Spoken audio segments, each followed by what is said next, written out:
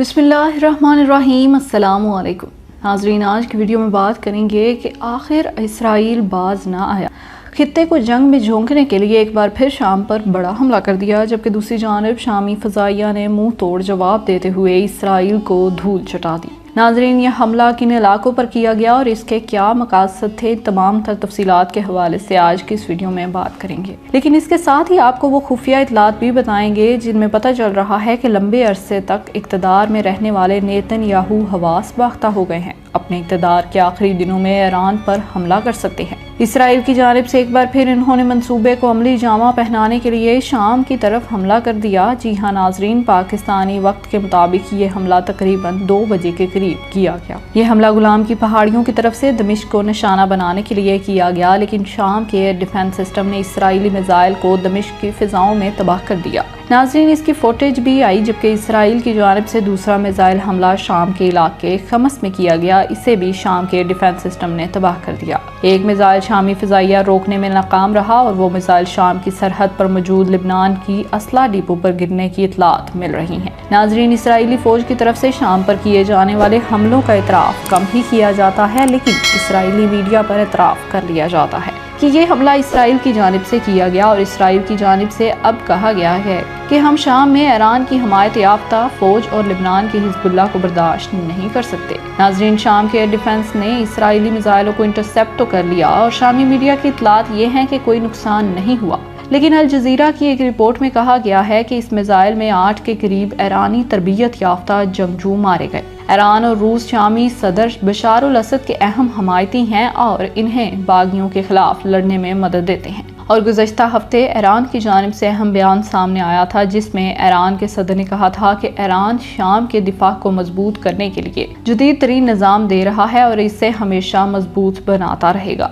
नाजरीन, मगरबी इंटेलिजेंस अदारों की रिपोर्ट ये है कि ईरान शाम में एक मुस्तकिल फौजी अड्डा बना रहा है और इसराइल को इसकी काफ़ी ज़्यादा तकलीफ है। इन पर इल्ज़ाम है कि वो पूरे खित्ते में अपना असर और रसूख बढ़ाना चाहता है। लेकिन नाजरीन, यहाँ पर आपको बताते चलें कि इसराइल के शाम में हमले कोई नई बात नहीं। सन 2011 में खाना जंगी की शुरुआत के बाद से इसराइल शाम में मौजूद ईरान से वाबस्ता तंसीबात, जंगजुओं और लिबनान की हिजबुल्लाह ग्रुप को निशाना बनाता आ रहा है। शाम में इंसानी हकूक पर नजर रखने वाली बरतानिया में मौजूद तंजीम सेरहेट्यू फॉर ह्यूमन राइट्स का कहना है कि इसराइली हमलों में जनूबी दमिश्क के इलाकों को निशाना बनाया जाता है। यहाँ पर ईरानी पासदाराने इनकलाब और हिजबुल्लाह के जंगजू, जबकि इसराइली तर्जुमान की जानिब से इस बारे में सवाल पूछा गया तो इन्होंने एज वेल तबसरा करने से इनकार कर दिया। यहाँ पर आपको बताते चलें कि इसराइल के लिए शाम में ईरान की मौजूदगी सुर्ख लकीर है और शाम ईरानी हमायत याफ्ता फोर्सेस को पैर जमाने से रोकने के लिए कार्रवाइयाँ कर रहा है। इसराइल वहाँ पर मगरबी ममालिक इंटेलिजेंस के ज़राए से ईरान के असर और रसूख को कम करने के लिए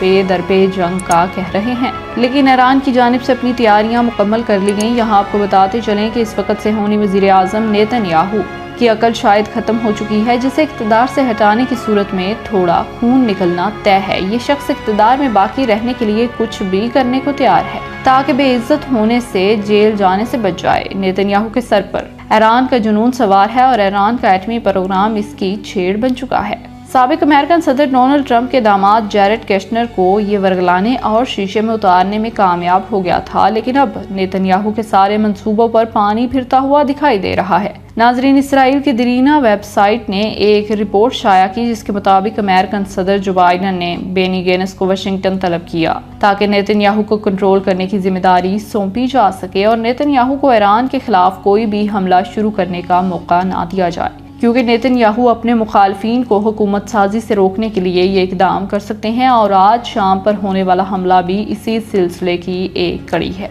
नाजरीन, इसराइली दौरे का जो भी हदफ बयान दिया गया वो इसराइली डिफेंस सिस्टम आयरन डोम को जदीद तरीन बनाने में तबादला ख्याल करना है, क्योंकि वो फलस्तीनियों के मिसाइलों को रोकने में नाकाम रहा। ताहम ये मौजू इस तरह के नहीं कि इसके लिए बेनी गैंट्स को फौरी तौर पर वाशिंगटन तलब किया जाए। इसके लिए कुछ हफ्ते इंतजार भी किया जा सकता था। इस वक्त नाज़रीन, दफ़ई तजियाकारों का ख्याल है कि बेनी गैंट्स को वाशिंगटन तलब किए जाने की वाहिद वजह ईरान का मौजू है। नेतन्याहू ने आज एक बयान देकर इस अमेरिकन हुकूमत को हैरान कर दिया। इसने कहा कि हमारे सामने 2 ऑप्शन हों, امریکہ سے دوستی اور ایران کے خطرے کو مٹانا، تو ہم ایران سے خطرے کو نمٹنے کے لیے ترجیح دیں گے۔ یہاں پر ایک بڑا سوال یہ پیدا ہوتا ہے کہ کیا نیتن یاہو کے بس کی بات ہے کہ وہ امریکہ کی ہم آہنگی کے بغیر کوئی جنگ شروع کر دے؟ نیتن یاہو نے 16 سال تک حکومت کی اور سبھی اداروں میں اپنے پسند کے عہدیدار بٹھائے رکھے۔ ان میں زیادہ تر انتہا پسند نظریہ رکھنے والے تھے، اس لیے ہو سکتا ہے کہ وہ کوئی منمانی کرنے کی کوشش کریں، لیکن ایک بات سب جانتے ہیں کہ نیتن یاہو، بینی گینٹس اور تمام ان انتہا پسند حکام کو اپنی فوج کے ساتھ غزہ کی پٹی پر شکست سے نہیں بچا پائے، تو وہ ایران پر حملے کی ہمت کیسے کریں گے؟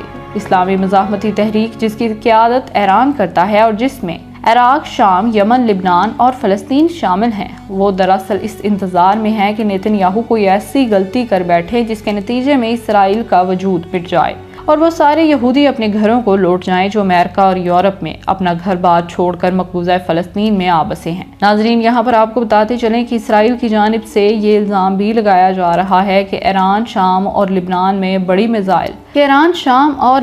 بڑی میزائل بنانے والی کمپنیز تعمیر کر رہا ہے، اور وہ کہہ رہا ہے کہ وہ اسرائیل کو تباہ کرنے کے لیے شام کو اپنے عسکری اڈے میں تبدیل کر رہا ہے۔ ناظرین، اس وقت شامی صدر بشار الاسد کو ایرانی فوج اور لبنان کی تنظیم حزب اللہ کی حمایت حاصل ہے۔ یہاں پر آپ کو بتاتے چلیں کہ حالیہ جنگ کے دوران روس بھی میدان میں آیا۔ چین نے بھی بڑا جرأت مندانہ بیان دیا، جس میں روس کی جانب سے کہا گیا کہ اگر اسرائیل نے غزہ پر بمباری بند نہ کی، شام اسرائیل پر حملے شروع کر دے گا۔ ناظرین، آج ہونے والے مظالم حملے میں امریکہ، روس نے شام میں ایران کی حامی فورسز کے خلاف اسرائیل کی سرحد پار کرنے کی کارروائیوں پر تشویش کا اظہار کیا ہے۔ اسرائیل کی جانب سے کیا جانے والا حملہ دراصل نیتن یاہو کی بوکھلاہٹ کا نتیجہ ہے، کیونکہ 16 سالہ اقتدار کے بعد عوام نے جوتے مار کر انہیں کرسی سے اتارا ہے۔